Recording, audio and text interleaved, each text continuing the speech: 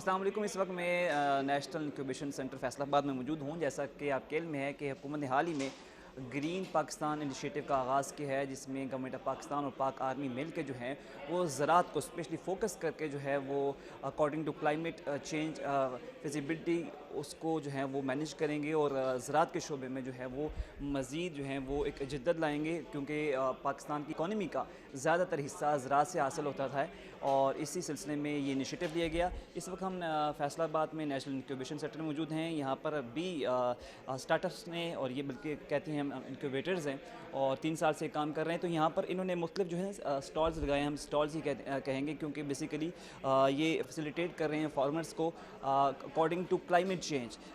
इनसे हमारे साथ मैडम मौजूद हैं, इनसे जानेंगे। मैडम अस्सलाम वालेकुम। जी वालेकुम अस्सलाम। आप बेसिकली यहाँ पे आपका जो फंक्शन है वो आप क्या प्रोवाइड कर रही हैं?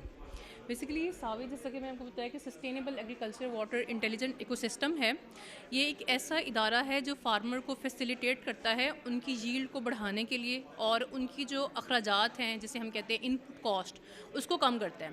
इसके साथ साथ हम कोशिश करते हैं कि जो फार्मर की जैसे सॉइल स्ट्रक्चर है उसको बेहतर किया जा सके, फार्मर को एजुकेट किया जा सके कि वो इंडिपेंडेंटली डिसीजन कर सके कि अगर मेरी क्रॉप में ये प्रॉब्लम आ रहा है तो इसकी क्या वजह है और इसका क्या सोल्यूशन है।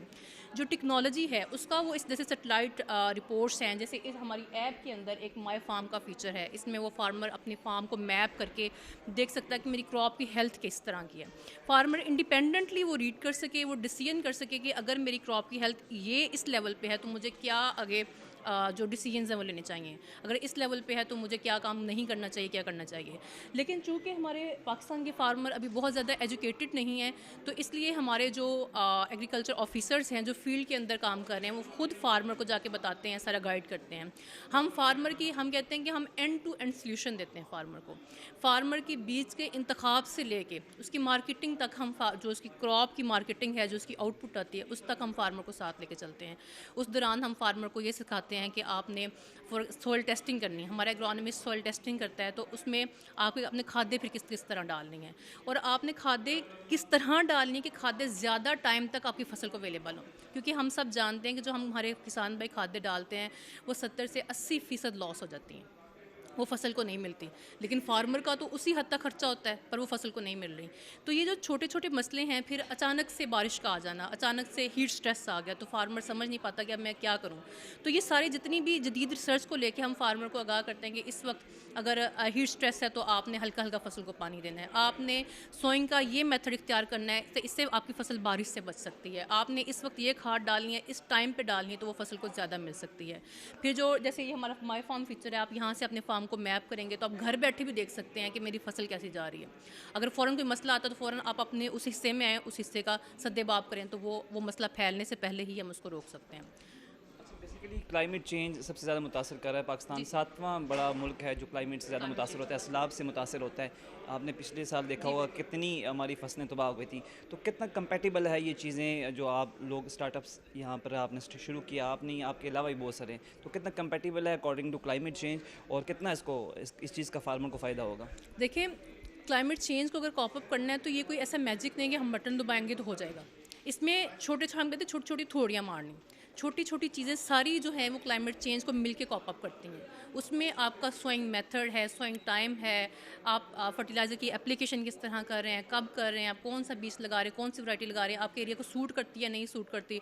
बहुत सारे फार्मर सॉइल टेस्टिंग नहीं करते, बेदरेक खाद डाली जा रहे हैं, तो वो तो उस फसल के अंदर भी इतनी ताकत ही नहीं होती कि अगर क्लाइमेट का कोई प्रॉब्लम आ जाए तो वो उसको बर्दाश्त कर सके। तो ये जो सारी चीज़ें हम कर रहे हैं, और हमारी बहुत सारी सक्सेस स्टोरीज़ माशाल्लाह विहाड़ी में बनी हैं, माशाल्लाह मामू कांजन में, लिया में बनी है, जिन्होंने फार्मर ने अभी ये जो मकई काश्त की है उसकी पैदावार माशाल्लाह बहुत अच्छी पैदावार आई है। और ये वो फार्मर थे जिनके 30 से 40 मान माशाल्लाह इस साल ज़्यादा पैदावार आई है। सिर्फ ये छोटी छोटी प्रैक्टिसेस हैं। मैं ये समझती हूँ कि ऐसा नहीं है कि हमारे पास रिसर्च नहीं है, हमारे पास रिसर्च भी हैं, जो रिसोर्सेज हैं हम उनका भी सही इस्तेमाल नहीं कर रहे। अगर हम उनका भी सही इस्तेमाल करें तो हम काफ़ी हद तक अपने चैलेंजेस से निपट सकते हैं। में बेसिकली आपका एम है इनपुट रिड्यूस करवाएं, आउटपुट बढ़ाएं। तो कितनी इनपुट बेसिक, अगर लेट्स सपोज एग्जांपल दे रहा हूँ, पहले मेरी किसी जगह पे 50,000 खर्चा हो रहा है, तो आपकी जो है वो आपका जो है वो मेथड के ज़रिए हमारे कितने उससे जो इनपुट है वो रिड्यूस हो गए? देखें, हम फार्मर को जब हम सॉइल टेस्टिंग करते हैं तो हमें पता चल जाता है कि फार्मर की ज़मीन में ये मसले हैं, इस खाद की ज़्यादा ज़रूरत है, इसकी कम ज़रूरत है।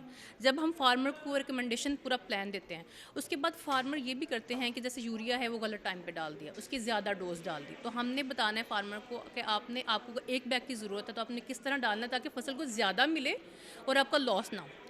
एक तो चीज़ ये हो गई। फिर वैरायटी जो बीज है वो आपने अच्छा बीज लेना है। फार्मर समटाइम इस तरह करते हैं, थोड़े से पैसों के लिए सस्ता बीज लेते हैं, उसका उगाव सही नहीं होता तो वो उसको ज़्यादा लॉस हो जाता है।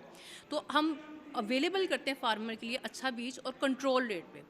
समटाइम इस तरह भी होता है फार्मर पैसों की वजह से जो है वो बीज नहीं ले पाते, तो फिर जब मार्केट में बहुत सारे बीज ब्लैक होते हैं तो फिर उनको ब्लैक में लेना पड़ता है।